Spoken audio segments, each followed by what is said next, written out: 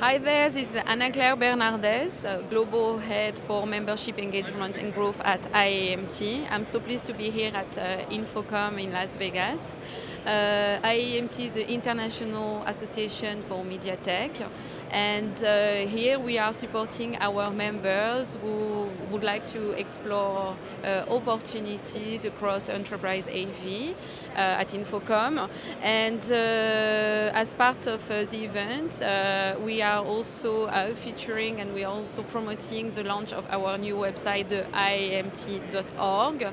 As with IAMT, we have launched the new IAMT marketplace.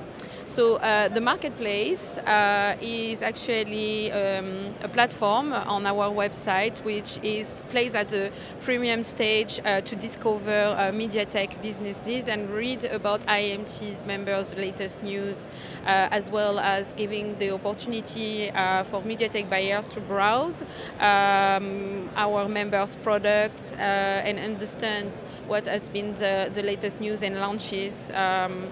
And it's very easy. So this is a list pretty much of all of our members. So we have a community of over 400 members. And what they can do with the marketplace is to look into that specific member information. So I'm just going to take the example of rAVe. It's just there. And